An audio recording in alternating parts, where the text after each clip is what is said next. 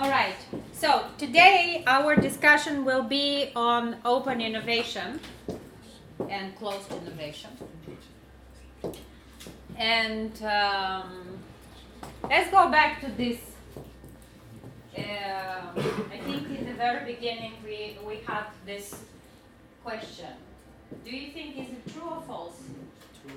Now that you've been within some discussions, is this true or false? Yeah? I think the first one is true. Which is true. Most innovations fail. And the second one is not necessarily. Okay. All right. Somebody else? I think both of them are true. Both of them are true. And why? Which is true in this one? I think one great example is Nokia. They had a very slow response to the changes in the smartphone market, and they eventually died from having the biggest share in the phone market to now being almost irrelevant. And that was because the company didn't find a way to innovate quickly enough. Yeah, okay, that's one of the ways. Or maybe that they were too good at the time when, and they reveled in their success in being innovative. Okay, somebody else? Yes? It depends in both cases. Yeah, on what? Yeah, we have to define what failing means. Failing to do, I mean, to having to reduce what they're producing, slowly disappearing, being taken by competitors, and having to close, either being bought. Yeah, okay, in this sense, yeah, because they could be bought by somebody and not be failed. But in this case, when we say fail, is being pushed out of the market and basically having to close or bankrupt or reduce whatever they were. Okay?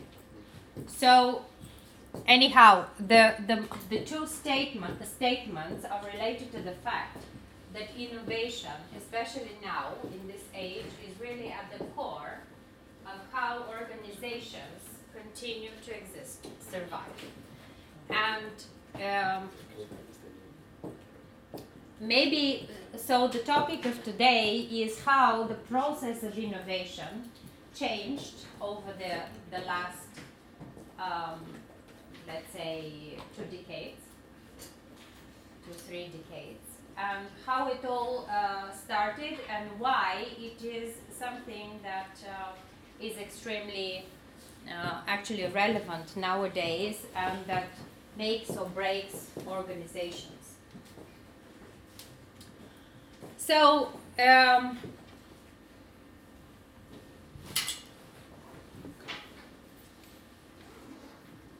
these have been some surveys and work that was done by a number of organizations, and here you see the names and the words of some people that have been quite well known in the world for the things they did. One of them is Jack Welch. Do you know who Jack Welch is? Nobody knows. Okay. Jack Welch was the CEO and general manager of GE, General Electric. And General Electric actually used to be, for quite some time, the company, #1 company in the world that had the biggest capital share in the markets. And it developed from one company into that was working in one sector into a company that really diversified its portfolio and has been a leader in developing new businesses or basically innovating in different sectors from the ones that it started. And what he was saying here is that when the rate of change outside of an organization becomes greater than the change inside, then it is very symptomatic of what would happen in there. How would you interpret this? What would this mean?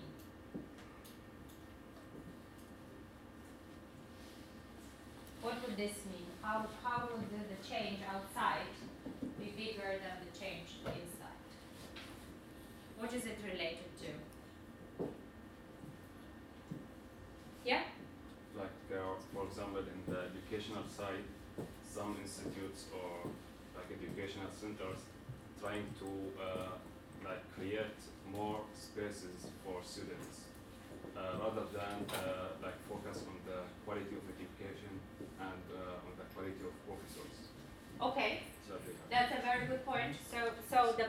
So outside something is happening that is forcing an organization to start responding to the factors, to the forces outside that are maybe driving the markets in a different way. So what does it mean? You had a class, we had a class on organizations. What does it mean for the organization? What did you study? Do you remember for the class on organizations? What happens to organizations during time? Change. Yes, and they change from what? Different. They have different organizational structures. I think you are very sleepy today. Is it because of the lack of sun? It's monthly. It's a Monday. Okay, I really see you lost. In your eyes, you're fully lost. Or you're telling me with your expression, you know what? We don't care.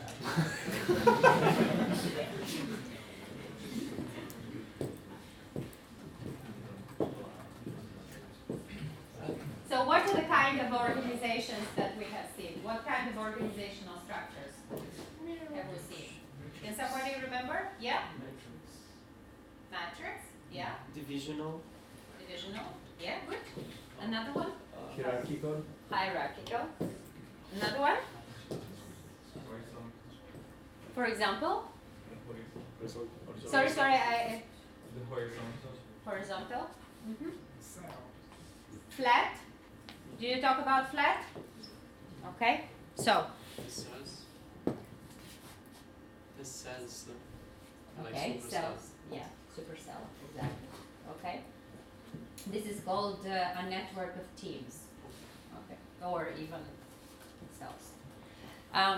So to go back to that sentence.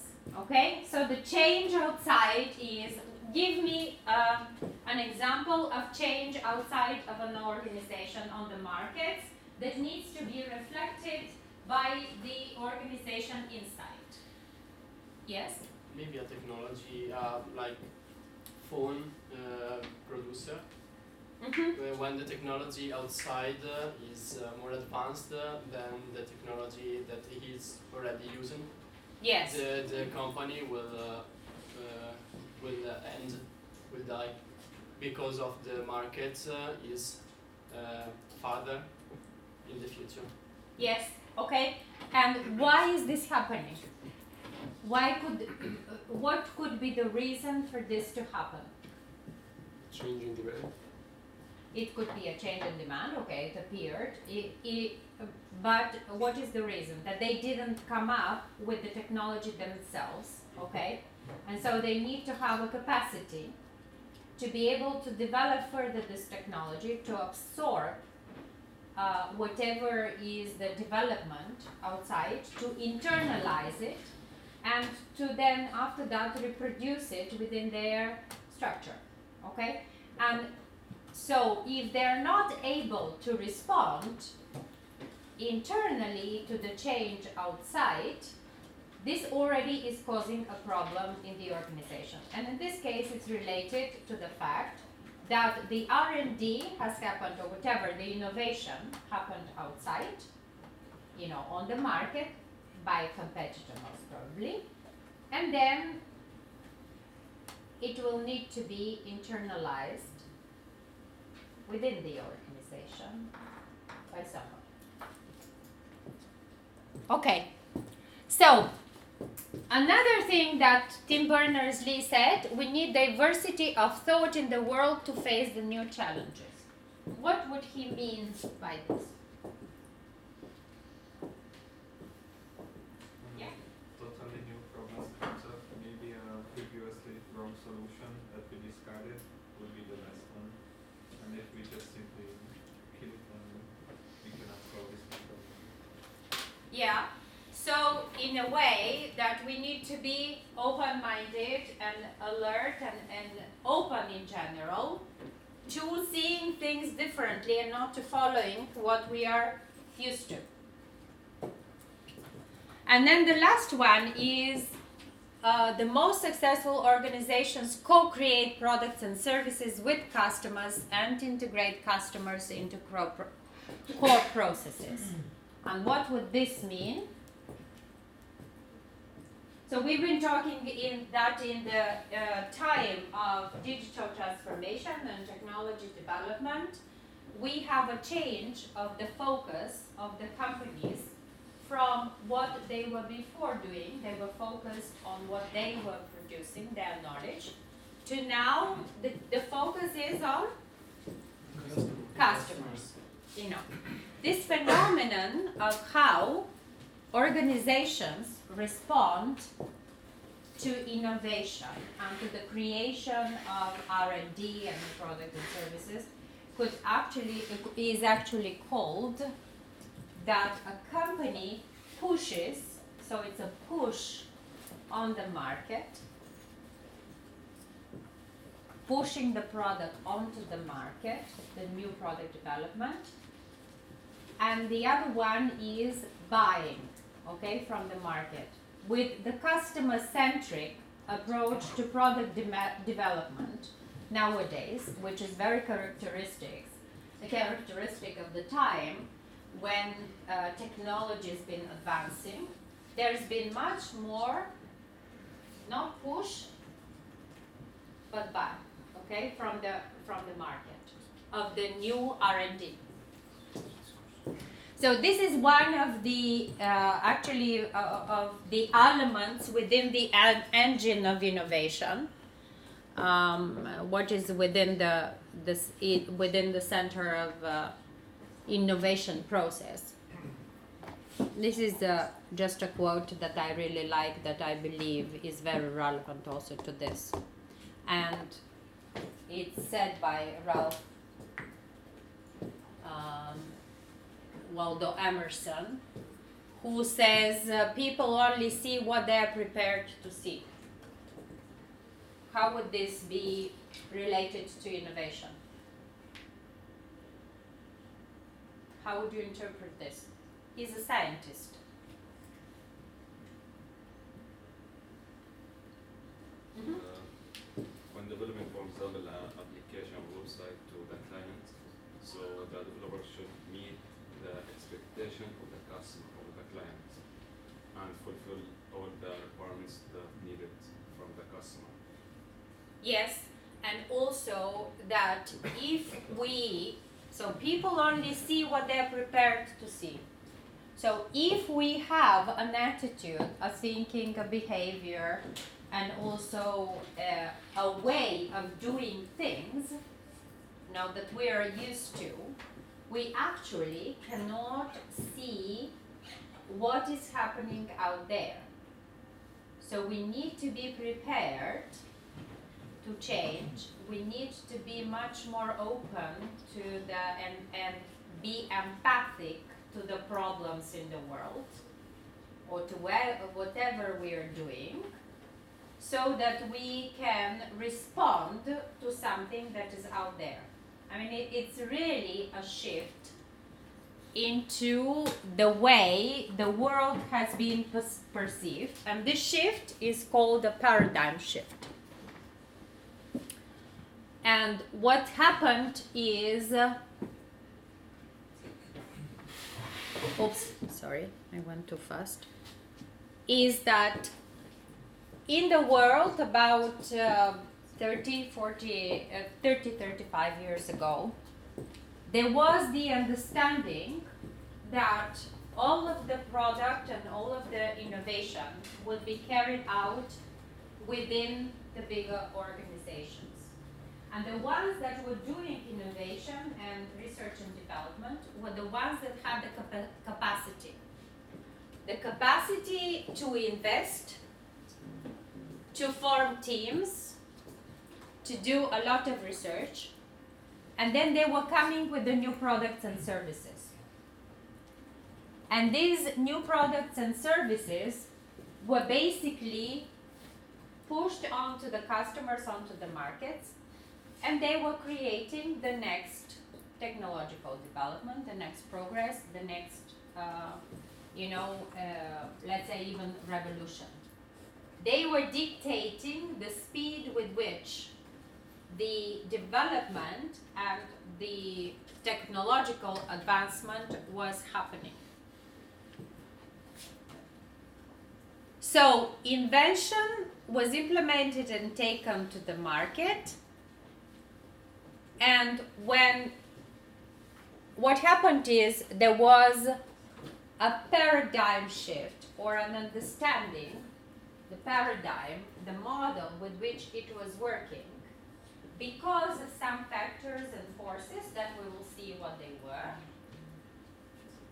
They realized that they cannot continue working in this way.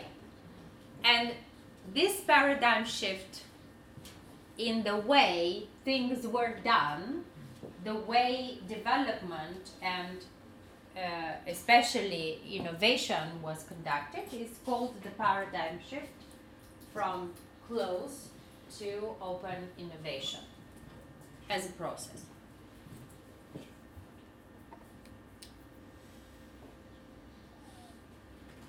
So, what is typical of closed innovation? As I told you, development and R&D happens within the firm.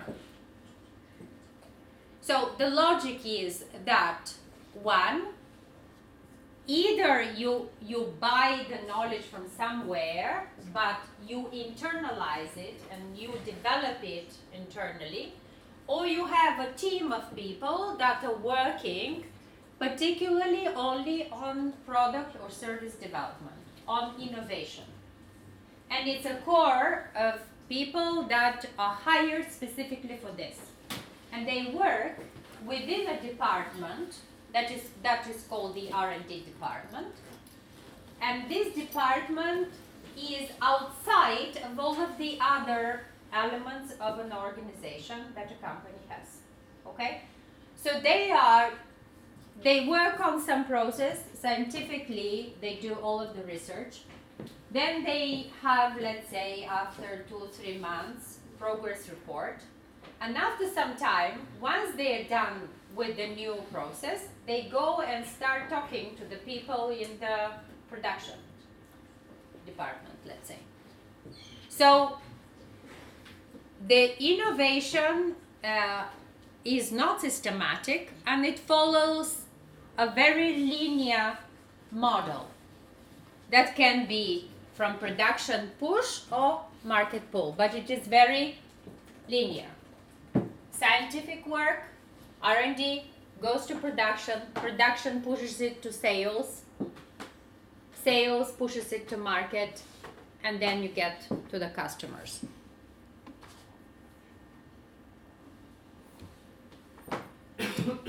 With the market pull, what happens is you see something, you take it from the market back to sales, see the impact on production, and then you work more to create capacity through the R&D department.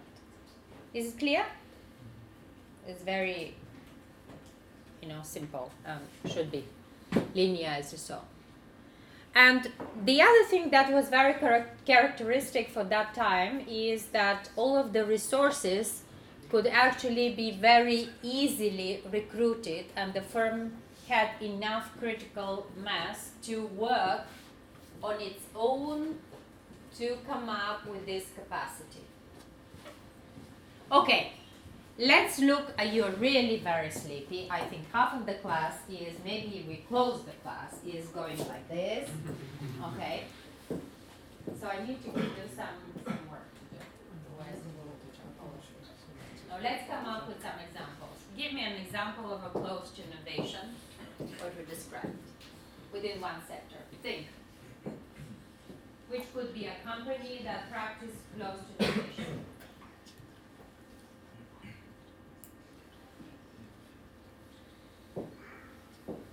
Can you think which are companies or sectors that required a lot of investment and are dependent on heavy research and development, and that were practicing this in this way?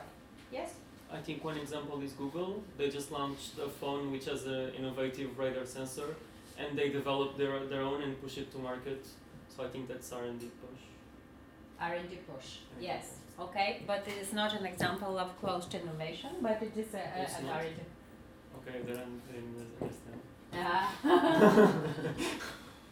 Well, it is somewhat, but Google in general are too much.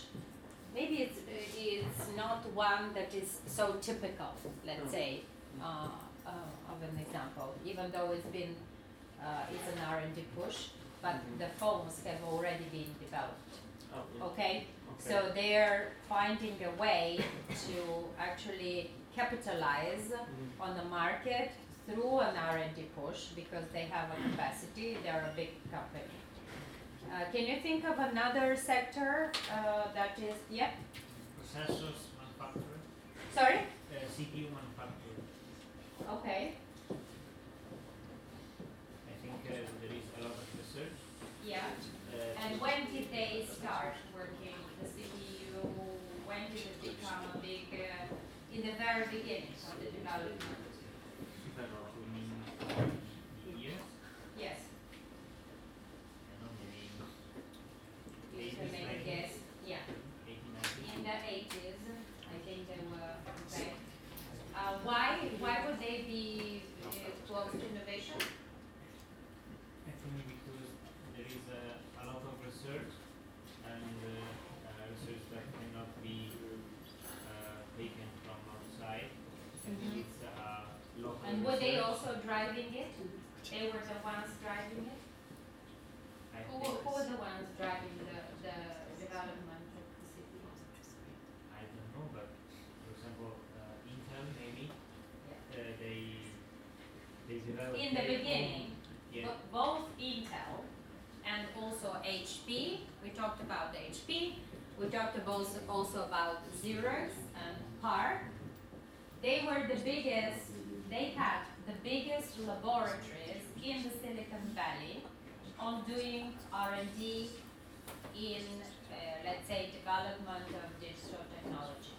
And they were the only owners. They had the advantage to work on any kind of technology that later on was giving them the competitive advantage to be the first movers on the market.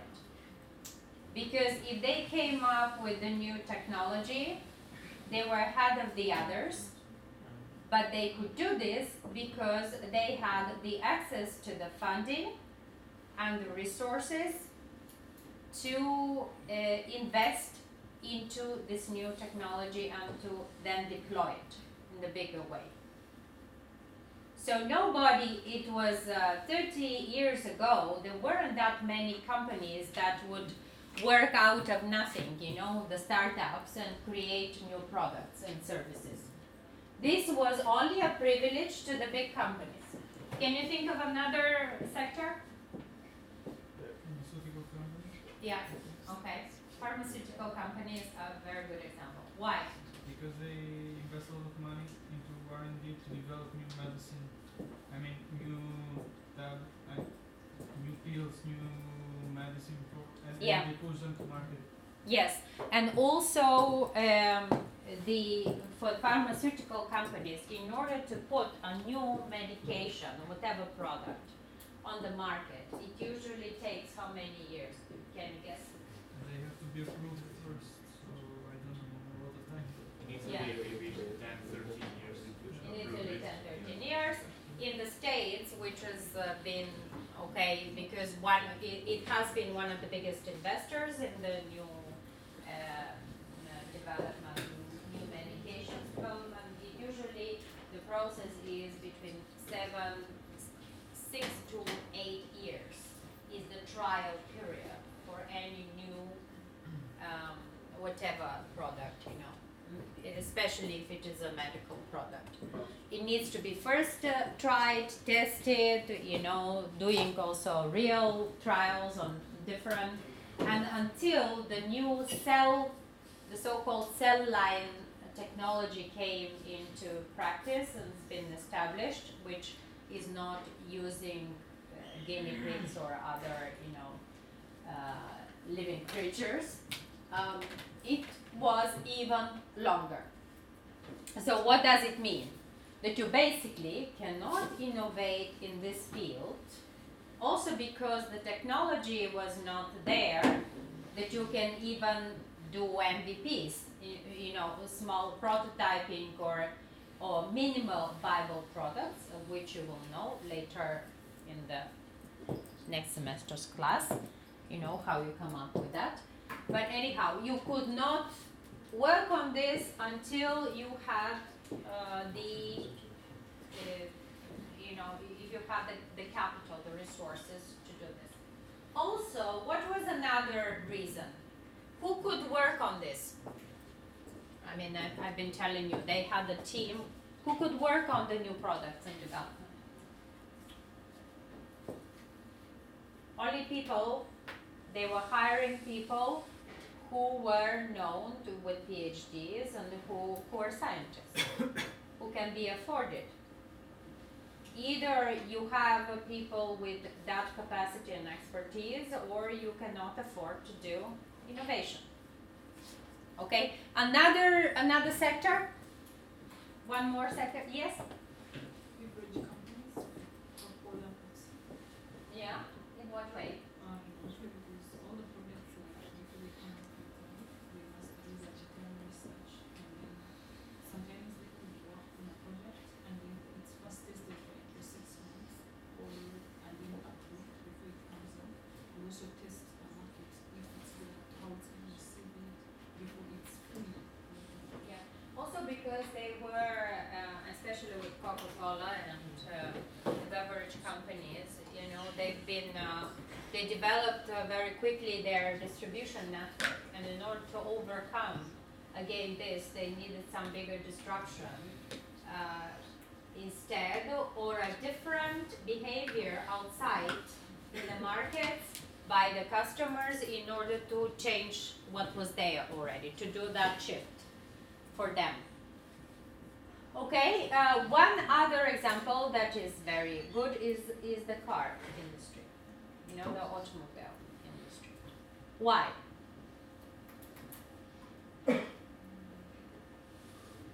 Yes, I know you can, but somebody else? Why? Yeah, some of you. Anyone? Why do you think? Probably car industry is a traditional market, but it's transforming into a new era. Maybe Yeah, it is probably. But why? Because the people who work on those projects are highly skilled at that particular field. I mean, they have to be engineers or they have to have a degree or a PhD. I mean. Yeah. With the autonomous vehicles, there are companies now with their latest technology that are not making like Google, okay? Went into that industry, but it was not, it was unthinkable for them. Can you imagine that, let's say, Microsoft develops their own car in 30, 40 years ago? How could they do this? It's a completely different expertise type of organization. It's also production plants and all of this. So the technology was not there to allow to do any of the work, even virtually. It requires big facilities, and then it requires specialized research on all of this area of work. So the car industry is a very big example of that closed innovation, where the latest developments were usually were done by the leading car manufacturers, or the ones that were having the biggest market share. They were the ones that would be doing the innovation. Did you want to say something else? Or did you want to say to that? I was just going to give you some example of food. Yes. We have a large R&D sector, and obviously we want us to go to see where the trend is, and they push more money to it. Because they had a lot of facilities on different markets, and they were the first ones to turn the car into a necessity type of product rather than the other.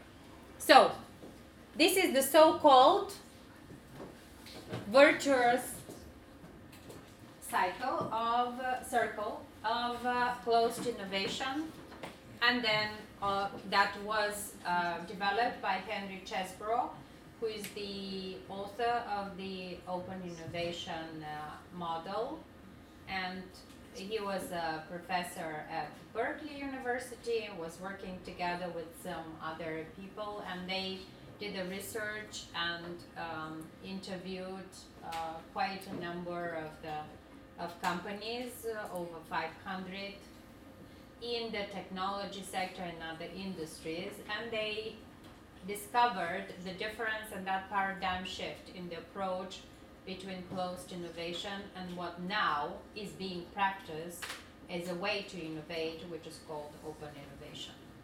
So what was happening is, it's like the funnel. It's known as the funnel. So all of the, let's say, science, technology, research, investigations are collected from everywhere. They go through the process of development within the organization, and then after that they are pushed onto the market as new products and services.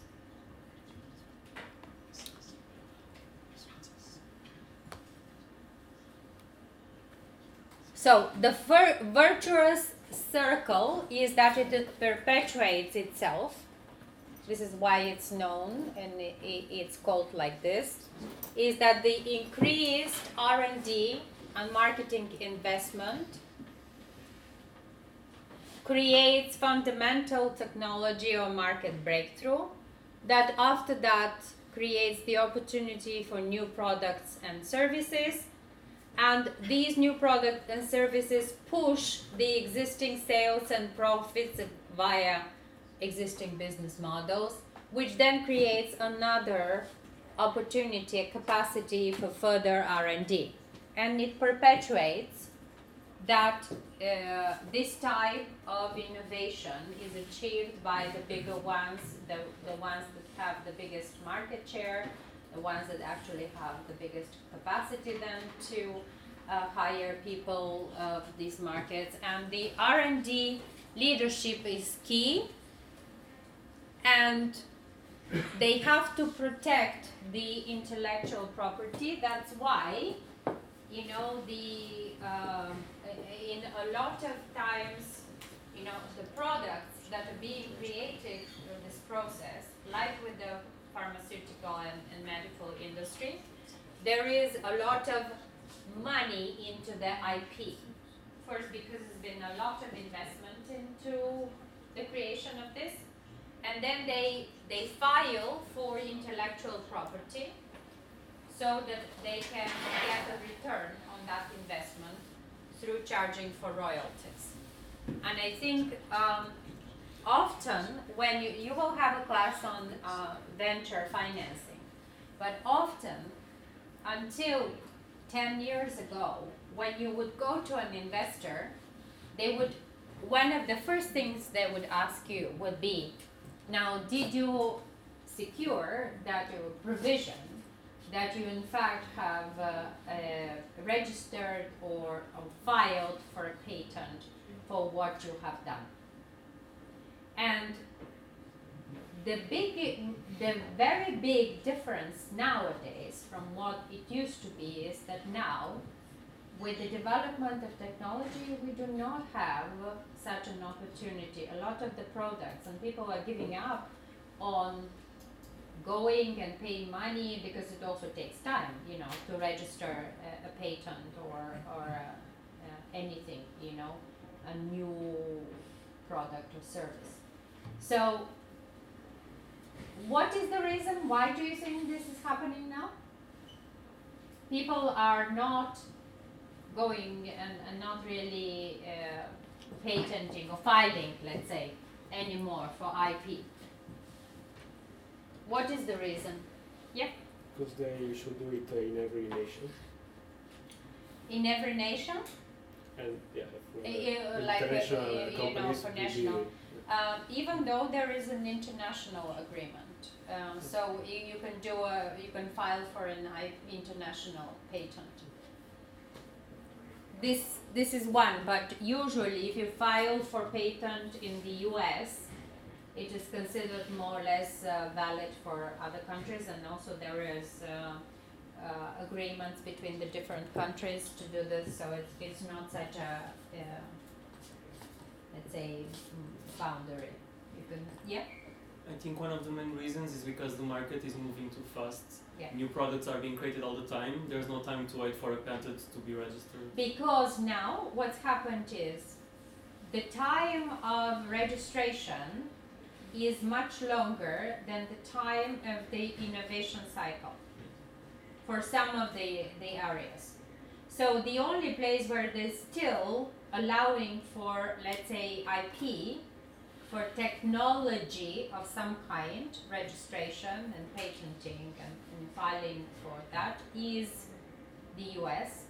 In the other markets, in China and in Asia, this is not at all considered, because usually within weeks the change happens, or there is yet another innovation to the process. So by the time you are able to say and claim this is the result of, you know, our work in IP and our investment, there is already something else. So what makes much more sense nowadays is to, in fact, move quickly to the market and get the customers and take you know, a share of the market before you do the other work, especially in the IT and ICT industry. This is very typical.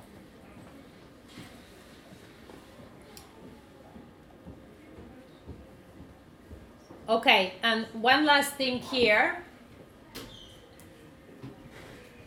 There is also the so-called competence trap. And the competence trap happens when, you know, the people, when they are working on a certain product and service within one area, they really stay focused on it, and there is a disruption on the market, which now is much more prevalent than before, and they are caught into it. So there is no way for them to actually start thinking outside of their area. They don't have what we said in the beginning, the alertness and the open-mindedness or awareness of what else is happening on the market. So this is this competence trap in which we get caught up while working within one area is one of the other reasons why certain companies could not anymore rely on the expertise only within their organizations. And that was another reason that pushed the change to that different paradigm shift. So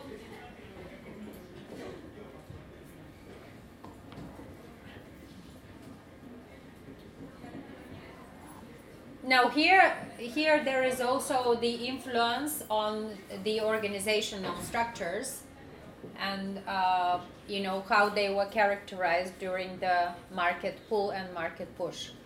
So we say on the market push side, on the R&D, on the R&D push side, there is the functional organization, and on the market pull side, there is the divisional organization. How would you compare these two? What do you think is the difference, the major difference between them?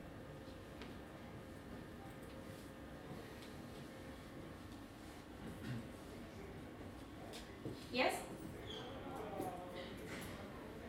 Yes? Yeah, okay. I thought he wanted to say. Yeah? Maybe the one on the left is organized more vertically, Mm-hmm. while horizontally, while the other is organized vertically. So it depends on how the hierarchy is seen in the different phases of the cycle. Yes, because what is happening with, and I even put it there, in an R&D push, the customer is not the driver, but the technical skills of the people, okay? That's why you have such an organizational structure, it's by functions. And divisional, it is more because in the market pool, actually you need to be set up to respond to what the customers and the markets want from you. So you cannot be so much organized by functions. You need to have more agile teams, or at least much more teams, many more teams that will be focused on driving the response to what the market needs. And therefore, it is again reflected in how you are run as an organization. Okay, I will stop here. Let's take a 5-minute break. So let's close this discussion on the close innovation and what happens with the organizational control in a closed innovation model. I've even described it here. It's written. So the type of organizational control, it is vertical. And why is it vertical? Because we have only few people who are deciding what would be the next thing to work on, to innovate on. But where are some of the people? They're missing. They are died. Did they leave? No, They just went back. Okay. So only few decide what would be the next R&D, and so it's the privilege of the top managers, of the ones that are that have the authority. Then they're also not interested in what the customers want. So there is no real feedback between the market. It's the decision of the people who are in charge, of who are, in that role, in that position. So in this case, the market feedback is not relevant. And the operational line, or the way things are being run, is disconnected, has nothing to do with the market, with the customers. You're working within a company, a structure, it is encapsulated, it is run, you're working there, and by the way, this is the model that you have all been kind of taught and raised with, the expectation. Isn't it? Isn't it the expectation that you go, study somewhere, get a degree, and then you go to work for a company, and once you are in the company, the world and everything is sold for you, okay? You have a job and you will become masters in that job, you will have a career after that, and you proceed, and that's it. And you don't care about the rest. The rest of the things happen when you make some money, and the goal is to be in an authority position in one of these corporations. Oh, guess what? This is gone, guys. You know, no longer the case. Because, and it's one of the reasons for this is exactly what happened after, and it's blame it on the people, because there was a very clear division of labor, knowledge, division of labor and operations. Everything was predetermined. There was a model that was there, that was being followed without having to improvise it, without having to adapt. This is what's expected of you. And this is why the job descriptions of the past are no longer relevant, because even the people who are working in these companies nowadays cannot tell you what they will be doing even the next month. And one of the big disruptors in this space is one of your favorite companies, which is, can you guess which one? That changed the rules of the game. Come on, tell me. Guess who changed the rules of the game? One of the companies that really changed the rules of the game. Yeah? Google? Okay, yeah. Google is. How come? Why? That's my favorite. So this was just a guess. Why Google? Let's decide why. What did it change? For you, it's because it's your favorite. Somebody else that thought Google changed one of the rules of the game, excuse me, one of the reasons. Yeah. In my opinion, waste of work. I could sit down and spend the night and learn something new and to work there and be able to do this doesn't like the limitations of work. So it has all the other people I need to be someone else. But why did Google change the rules of the game? What was it doing different from this?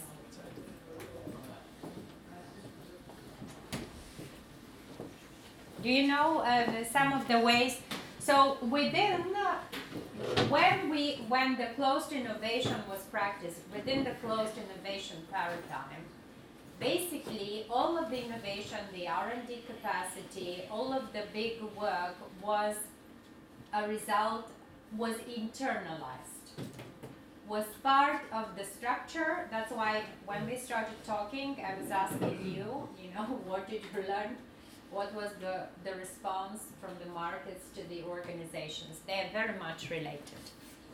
What Google did is very symptomatic. Google started a practice about, I think it was 15 years ago.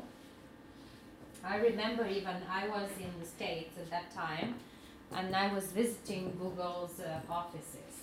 And what struck me is they had a completely different way of people working. In their portfolio, they had 15% of the work people were supposed to do was on their individual projects. And they were evaluated on how much they were delivering on the individual projects. So imagine that you have a job description and you are working on something, and then they tell you, now, on Friday, you don't work on this. You have to go somewhere. They also had a campus that of course they upgraded after that in many different ways, but even at that time, now it's a whole city, a little village, I think, in California, where they have their headquarters. And they had people working in a different place during that period of time when they had the 15% of their time on individual projects. And then they had different people with whom they were working on these individual projects and the ones that they would be usually working on while in their mainstream type of job.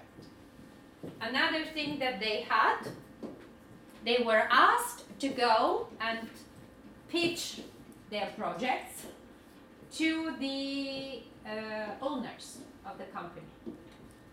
And they were given a bonus if they came with something of their own rather than performing at their best on a current project that was being developed. So what is all of this doing? What was this changing? If we go back to, let's say, go to the organizational control, what does it do to it?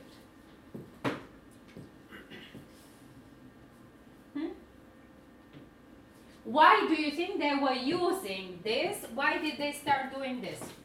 What was the reason that they gave people the 15% of the time, and they even included it in the way they were supposed to work? For what? Yeah? For let them wait. Yeah. For let them explore them ideas and work on them. And so for the company, the advantage is more innovation, more ideas. Okay, yes. So that was one of the reasons why, because what they were doing, yes? You also? Basically, that's You wanted to say. So what they were doing is they were trying to diversify the source of research, of innovation, and R&D. And they thought one of the best ways to do this is, in fact, to turn to your own people, because they are still within your parameter. But at the same time, they are not really the only, they're giving a bigger diverse base for people to work. They are in this field, but they are not the only ones, a certain team that is working on this, R&D. Because if you're working for too long on a certain type of project and research, you get really very narrowly specialized, right? And you get into that competence trap that you're seeing only the things that you know, you are aware of. You cannot easily spot other things that are outside because you're so focused. So one of the ways how this was changed was through creating opportunity, and you can see it's not such a simple thing, because you have to then use your organizational structure, change it, and this impacts the way people work and the way you also produce new products and services. And the so-called teams and distributed or agile or lean teams was created during this time, because these were new ways of people working together, of forming new groups based on interests that were still working within this company. Other examples of companies that were working in this way, can you think?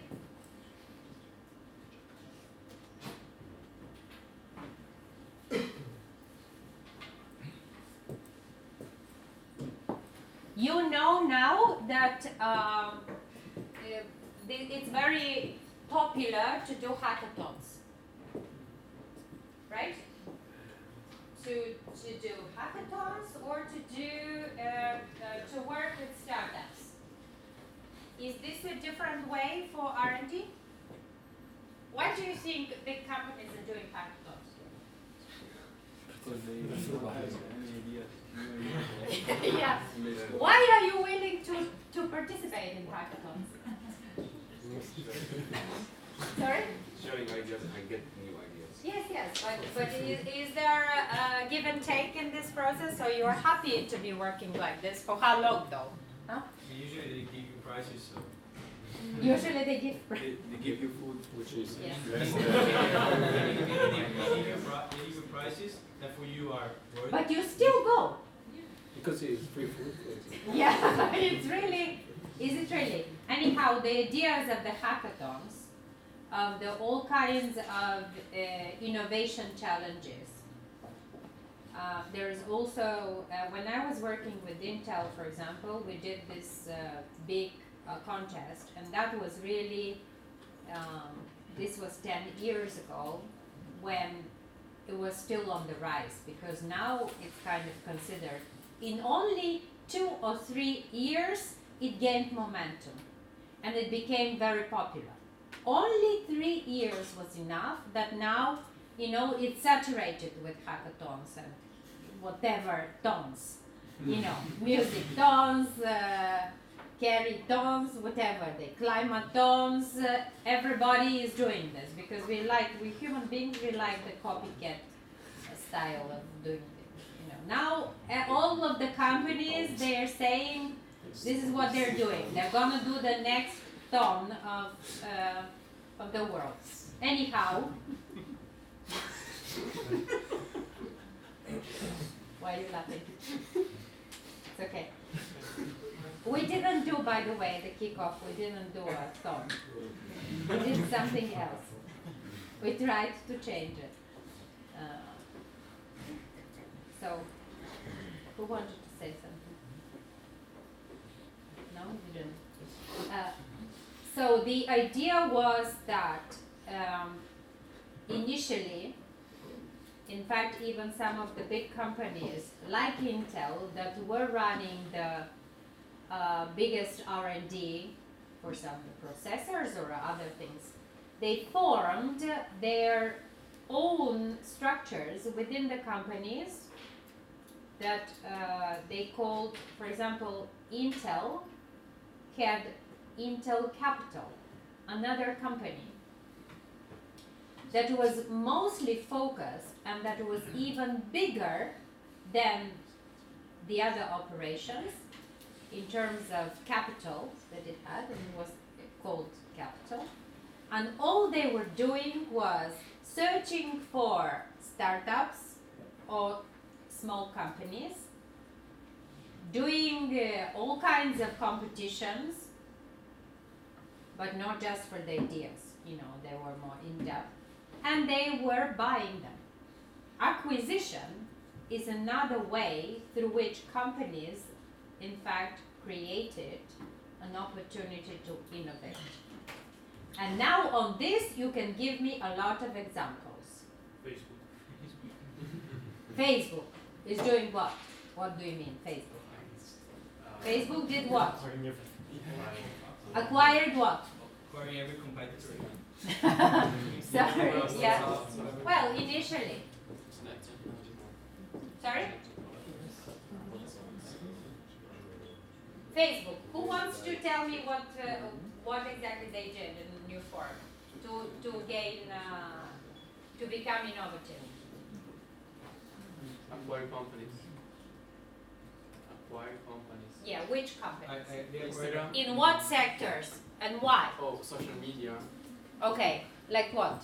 Instagram. Instagram. WhatsApp. Another? Yeah. I don't really know. Virtual reality. I remember the name. Yeah. Cryptocurrency. I think so. Sorry. Yeah, they also entered the cryptocurrency market. And why are they doing this? Because Facebook is dying.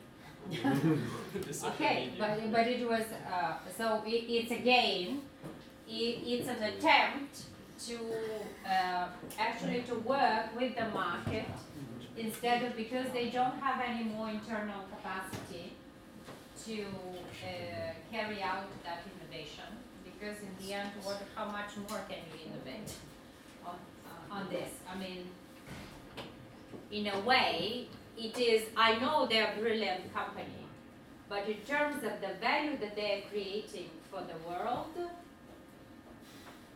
there isn't so much. So they're acquiring, other companies in order to boost their portfolio and to have a real, let's say, real R&D on their side. Another company like this Big one, another big one. Google. Yeah, well, Google. Google, by the way, is has just announced that they are doing a new campus and summit for climate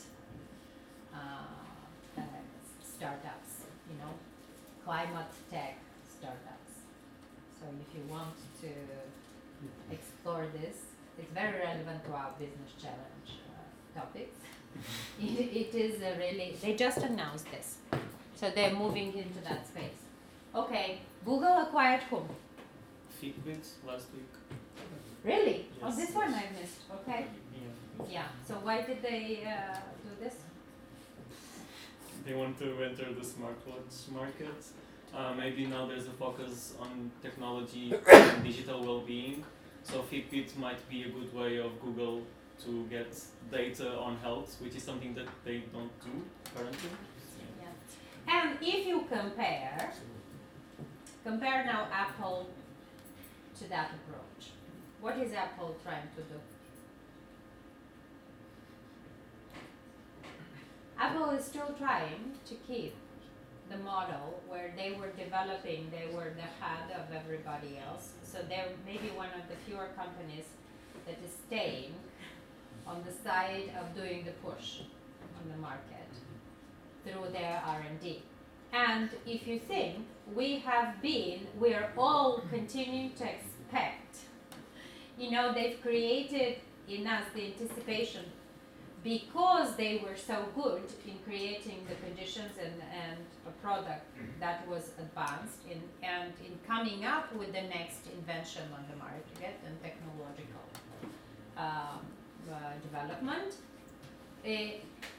We are saying, well, they're not doing so good because they didn't come up with the next, top thing. But if you think, who are the ones that actually came up with the next top thing? Is it really Facebook and Google, or is it the companies that they acquired? They have adopted a new process, a new model on how to create innovation. And by the way, this new process and this innovation is also in the process, as we said, in the method, it's in the value chain, it's in the product and services, but it's also in the way they run. So this is touching every sector, every part of what we do, even in the society. And this is what happens with the open innovation. So one of the examples is that people are inherently creative and want to engage with the organization, so they don't want to have products and processes imposed on them. This is one trend that was happening, and this is a survey that was done by Harvard Business Review, Harvard School, in October of 2010. So one of the symptoms, one of the trends was this, that first people didn't want any more products and services imposed on them. So they wanted to be. Then the targets of innovation are expanding. This is again a result of that survey. In products and services, that there is a greater customer value for organizations and for companies if they operate in new ways of working and in new management styles. And again, this was done in 2010, and I deliberately am taking, information from them to show you the difference, that the sources of innovation, and it was done by Economist Intelligence Unit and Grant Thornton.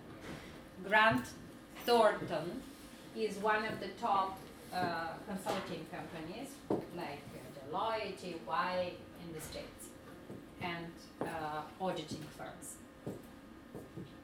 And so that they were seeing that the sources of innovation are much more coming from customers, from employees, and you can see the share of the R&D and even sales.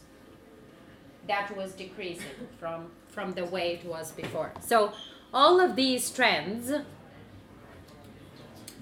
created the situation where that so-called virtuous circle was broken, and this is what formed the open innovation model. And why was this virtuous circle broken? And there were a number of reasons for this. One is that there were many more opportunities, and I'm putting it here. In the years after 2000, there was much more opportunity, and I was just giving you the example of Intel, but there were a number of big companies that formed exactly the same divisions for separate companies that were called, it was Intel Capital, G Capital, Ford Capital, whatever, you name it. Microsoft Capital, so separate, that were looking for ways they would increase their return on investment through investments in other companies. Some of these other companies were the so-called spin-offs that were created by the employees, like in the model of Google, okay, where they were giving time to their people to work on their own projects, and then they were even told, you can form your company, and they were spinned off. Spin-off means they came out of that company, but they were still within the satellite group.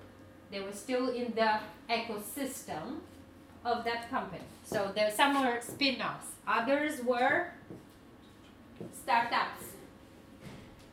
Third were even individual scientists, researchers, even departments within universities that were working on a particular problem. And they were investing in them to create, and that was that opportunity and abundance of capital on the market that before was only provided by the individual big companies for their own projects is one of the reasons why that circle was broken. Another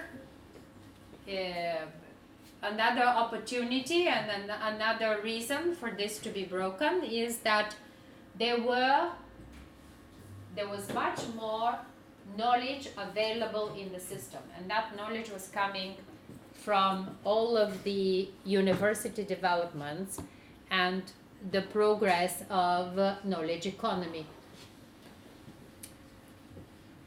So this is how the venture capital was breaking the circle. But what happened is, in that time, is if we remember how the funnel looked, okay? It was gaining all of the expertise and R&D and was putting it down and pushing it onto the market.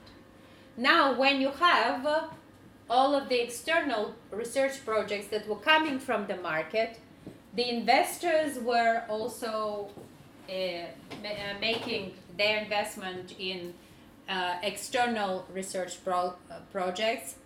There were companies that were spinning off from the main company.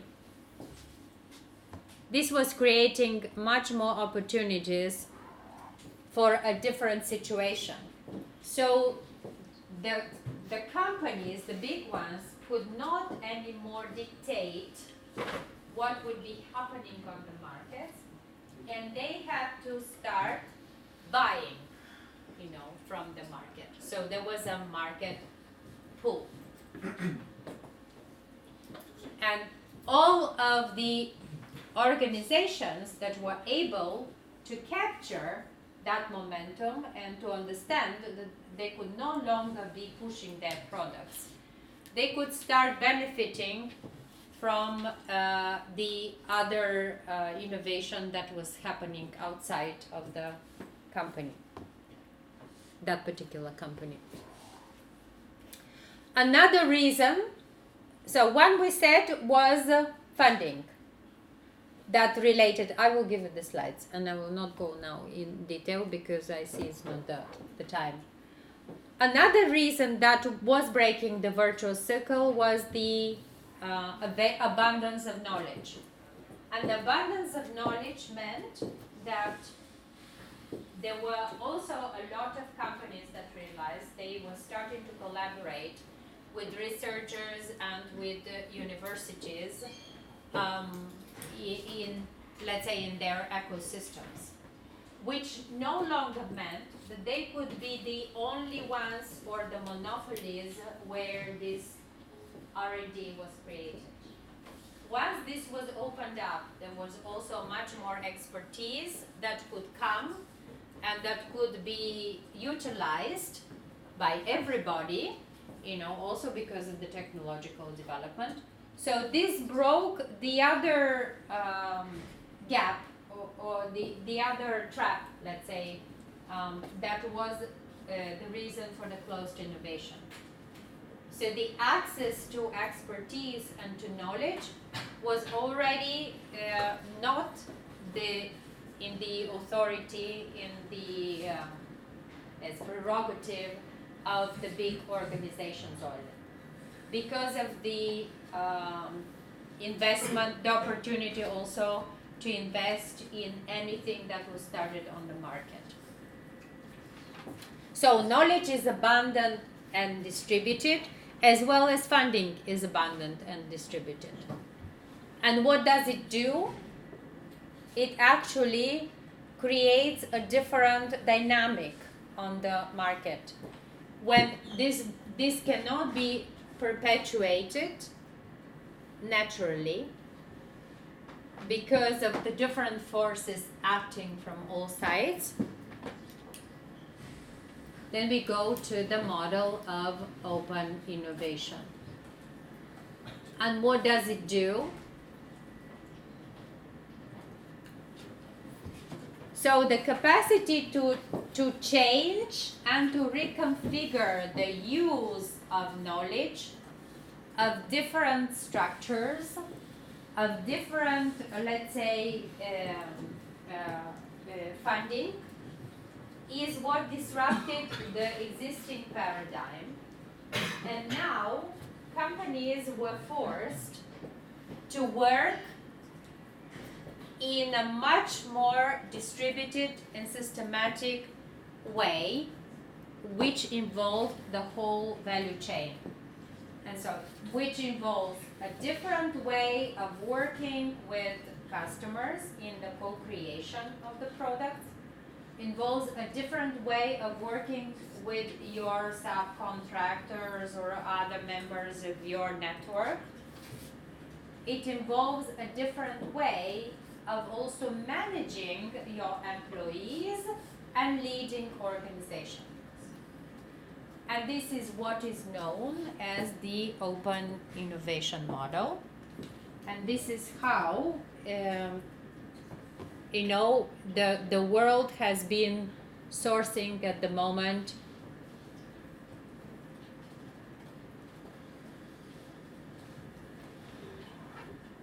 and here we're going to do the last part on the organizational hierarchy and control. This is how at the moment innovation is happening on the markets. So something that we also discussed is why we said in the closed innovation model we had the vertical hierarchy. When we had to open up and collaborate and cooperate with the others, there is a much more, let's say, affiliation and lure to work in a different manner. And now, as we've been saying, there is,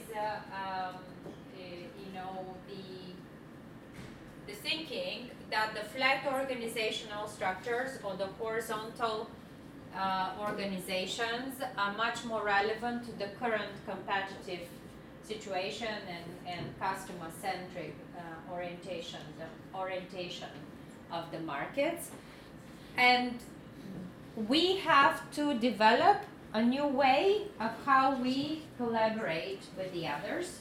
That's why all of these talks that we've been giving you on the skills you need to have, and that every single person needs to become also a salesperson to be able to present.